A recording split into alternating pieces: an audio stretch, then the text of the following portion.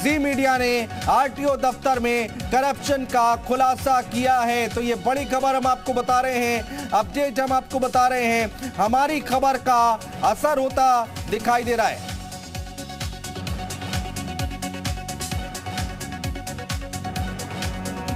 तो उत्तर प्रदेश के परिवहन मंत्री दयाशंकर सिंह जी हैं। सर, जी मीडिया ने एक विशेष करप्शन को लेकर के आरटीओ में और परिवहन विभाग में अपना स्टिंग किया है।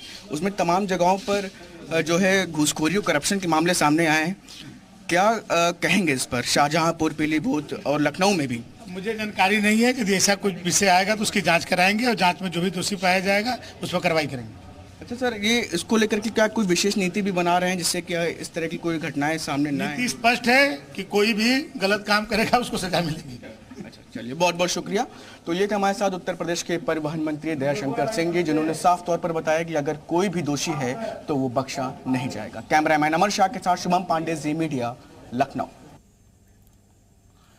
और शुभम हमारे साथ जुड़े हुए हैं, उनसे बात करते हैं लखनऊ से। शुभम, हमने देखा अलग अलग शहरों की तस्वीरें, किस तरह से यहाँ पर दलाल जो हैं वो कहते हैं कि आप अपना केवल आधार कार्ड लेकर आइए और पैसे लेकर आइए और यहाँ पर आपका काम हो जाएगा। मंत्री जी से आपने बात की, तो लगता है कि जल्दी आने वाले वक्त में कोई बड़ा एक्शन हो सकता है?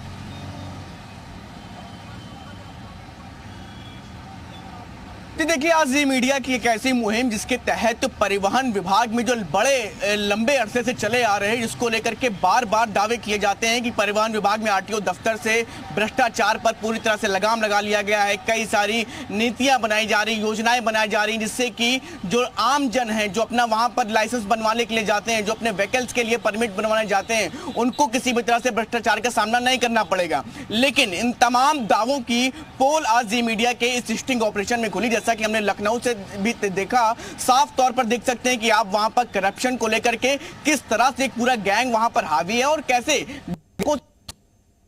बिल्कुल गुरेज नहीं करते।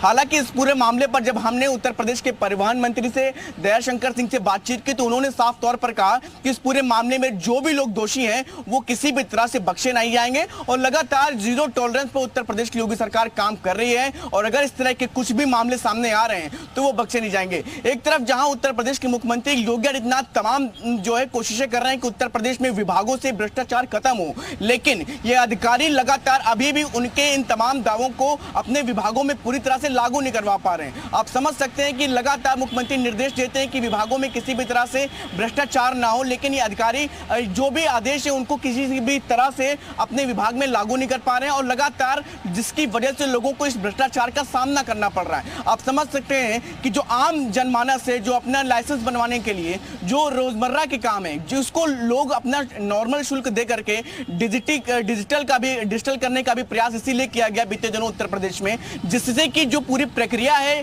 जिससे कि हर जो भी प्रक्रिया में जिस स्तर पर भी जो आदमी जाता है उसको कहीं ना कहीं भ्रष्टाचार से जुड़ना पड़ जाता है। तो इस प्रक्रिया से भी निजात दिलाने के लिए बीते दिनों एक कवायद शुरू की गई थी कि पूरी प्रक्रिया को डिजिटलाइजेशन किया गया था, लेकिन उसका भी असर पूरी तरह से नहीं दिखा। ये भ्रष्टाचारी हर स्तर पर अपने आप को अपडेट करते हैं और पूरी तरह से इस पूरे मामले को भ्रष्टाचार से संलिप्त कर देते हैं, जिसकी वजह से जो दिक्कतें थी लोगों की वो अभी भी बनी हुई हैं। हमारे सिस्टिंग ऑपरेशन से जरूर अब उम्मीद यही है कि परिवहन मंत्री ने भी जैसा कि साफ तौर पर कहा कि जो भी दोषी हैं वो बख्शे नहीं जाएंगे और जरूर कहीं ना कहीं जो अधिकारियों की लापरवाही इस पूरे मामले में कि वो जो आदेश अपने खुद के हैं वो लागू नहीं कर पा रहे हैं। आप समझ सकते हैं जब राजधानी लखनऊ का ये हाल है, जहां शासन सत्ता का शीर्ष मौजूद हो, जहां पर शासन के तमाम बड़े अधिकारी मौजूद हो, शुभम रैया हमारे सहयोगी बरेली से हमारे साथ जुड़े हुए हैं, जहां की तस्वीरें, जहां की रिपोर्ट हमने अपने दर्शकों को दिखाई है।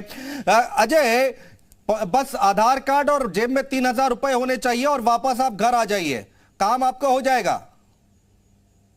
देखिए अनुज बिल्कुल सही कह रहे हैं। मैंने पहले जब लोगों से मेरी बातचीत हुई, मैंने वहां जानने की कोशिश करी कि वहां किस तरह का भ्रष्टाचार है, तो दो एक लोगों से बात करके मैं सीधे दलाल के पास चला गया। मैं खुद ग्राहक बन के गया था और पहले तो मैंने उसे ये समझाया कि हाँ मेरे को आधार कार्ड बनाना है, मैं नोएडा में वर्क करता हूँ और मुझे यहाँ पर जो है आधार कार्ड और पैन कार्ड जो आप कह रहे हो मैं आपको देने को तैयार हूँ, क्या मुझे बार बार चक्कर लगाने पड़ेंगे? तो उन्होंने सीधे सीधे तौर पर यही कहा कि नहीं, आपको 3,000 रुपए देने हैं। दूसरे ग्राहक के पास दलाल के पास उन्होंने 2,000 रुपए दिया। मतलब जितनी ज्यादा आप मजबूरी दिखाएंगे उतने ज्यादा रेट आपके बढ़ते जाएंगे। और सही इसमें मौके बता दूं कि योगी आदित्यनाथ जो है एक नया स्कीम लाए हैं, वो ये कहते हैं फेसलेस, जो आरटीओ ऑफिस में नहीं जाता है वो फेसलेस अपने घर में डिजिटल ऑनलाइन करके वो अपना बना सकता है, लेकिन वहां भी उसके रेट तय हैं। हम वहां गए तो फेसलेस जो लाइसेंस है आरटीओ कहते थे वो फ्री में बन रहा है, लेकिन वहां भी दलाल जो है जो ग्राहक का दाता था उसकी मजबूरी का फायदा उठा के उसके ही पैसे चार्ज करते थे। ऐसे में अंदाजा लगा जा सकता है कि योगी आदित्यनाथ जो लखनऊ में बैठे हैं वो अपने जो यहाँ के जो बासिंदे हैं उनकी फायदे के लिए स्कीम लाते हैं, लेकिन वहां के दलाल जो है और उनके जो आरटीओ विभाग के जो बाबू हैं वो पलीता लगाए बैठे हैं। वो सीधे सीधे तौर पर अगर कहा जाए तो योगी आदित्यनाथ की जो योजनाएं ग्राहक तक नहीं पहुंचती बल्कि वो दलालों तक पहुंचती हैं और दलाल उसका बाकायदा मोटा रकम वसूल करते हैं और उसके बाद जो है उसकी सेवाओं को देना होता है। अनुज, बहुत शुक्रिया अजय तमाम जानकारी हम तक पहुंचाने के लिए। शुभम, आपका भी बहुत शुक्रिया लखनऊ से हमारे साथ जुड़ने के लिए, तमाम बातचीत करने के लिए, चर्चा करने के लिए। तो ये बड़ी खबर हमने आपको दिखाई है, बड़ा ऑपरेशन, स्टिंग ऑपरेशन हमने आपको दिखाया है। मंत्री जी की तरफ से कहा गया है कि जो भी दोषी होगा कार्रवाई होगी, देखना होगा कितनी जल्दी इस पर कार्रवाई होती है, लेकिन हमारी खबर का बड़ा असर होता दिखाई दे रहा है। फिलहाल यहां पर रुक रहे एक छोटे से ब्रेक के लिए, तुरंत लौट रहे, कहीं मत जाइएगा।